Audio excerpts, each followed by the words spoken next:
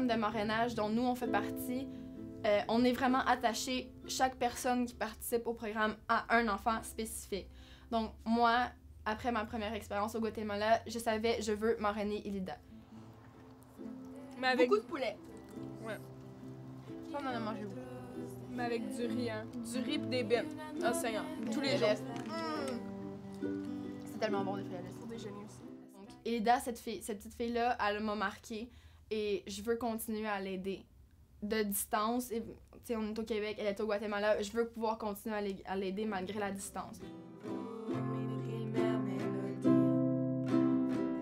Mi primeras atualiento, mi primera agonía, mi país.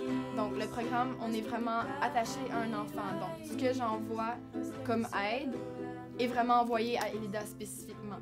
Donc, à chaque mois, elle s'en va au centre, elle reçoit ce dont elle a besoin. Et à chaque mois aussi, on reçoit des photos. Donc, c'est ce qu'eux nous envoient en retour de ce que nous, on envoie. On reçoit des photos, des nouvelles. Des fois, on reçoit des mots des enfants, on reçoit des dessins. C'est vraiment le fun. Aussi, des beaux dessins de fleurs qu'elle a fait. Les voyages humanitaires que j'ai faits, c'était les 2 fois au Guatemala, dans la ville de Champerico. On allait travailler dans un hôpital pour enfants sous-alimentés.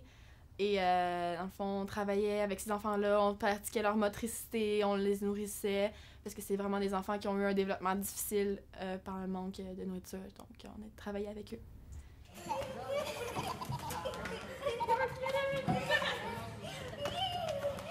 Elida Sentei Pilico. C'est une petite guatémaltèque. Dans le fond, quand je l'ai rencontrée, elle avait 12 ans. Pendant qu'on était là-bas la première année, c'était son anniversaire, donc elle a eu 13 ans. Et cette petite fille-là, la première fois que je l'ai rencontrée, dans ma tête, elle avait comme 7-8 ans peut-être, parce qu'elle m'arrivait à la hanche. Et le plus gros choc que j'ai eu, c'est quand Louise est venue me voir et elle m'a dit « Cette petite fille-là, elle a 12 ans. » Et c'est comme... Attends un instant. Mon frère, qui a juste 1 an de plus, a comme... Tu sais, tout le haut de mon corps de plus qu'elle. Puis, on dirait que ça fonctionnait pas dans ma tête. J'étais comme, non, Louise, tu me dis une joke, là, ça se fait pas. Elle a pas 12 ans. C'est impossible. Regarde-la, comment elle est petite, puis... Et ça fait un choc de voir que le manque de nourriture, le manque de nutrition peut autant affecter un enfant dans son développement. C'est un enfant de 12 ans dans un corps de 8 ans avec le cerveau d'un enfant qui n'a même pas commencé l'école. C'est traumatisant de voir que leur pauvreté peut mener un enfant à cette vie-là. Donc, Elida a développé dans sa malnutrition la manie de manger de la terre. Mais à un moment donné, ça a été... Elle mangeait plus la terre, donc elle avait encore cette tic-là de chercher à manger quelque chose d'autre qui n'était pas la nourriture, parce que c'est toujours ça qu'elle a fait en grandissant, qu'elle a commencé à gratter la peinture sur son lit, puis à manger ça. À force de manger de la terre, elle avait développé des vers intestinaux. C'est Louise qui m'avait dit, tu sais, Elida est vraiment malade, puis oui, ton aide de la marrainer en ce moment, ça va l'aider, mais genre, je peux pas te garantir qu'elle va se rendre à 18 ans.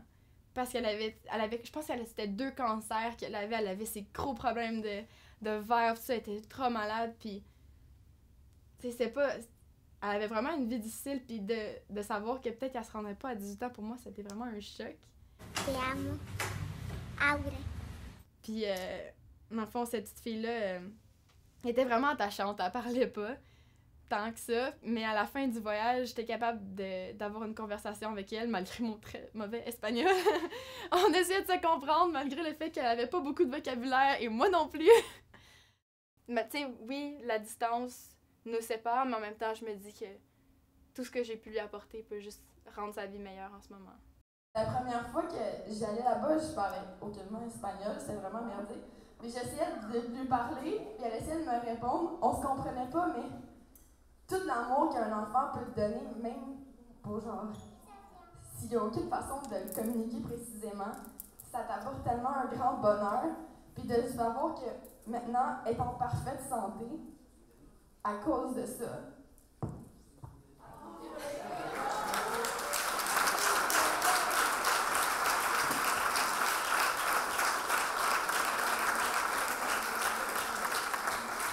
Dans le fond, Morena a un enfant, c'est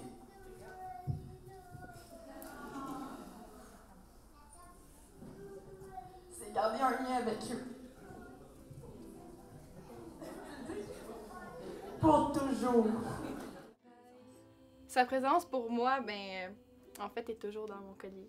Parce que ce collier-là, on l'a reçu le dernier jour de du premier voyage humanitaire.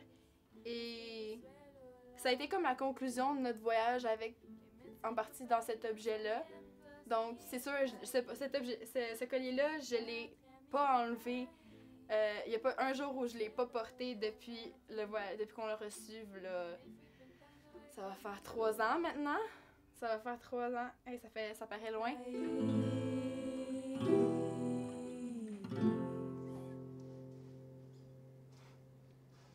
On arrête-tu maintenant?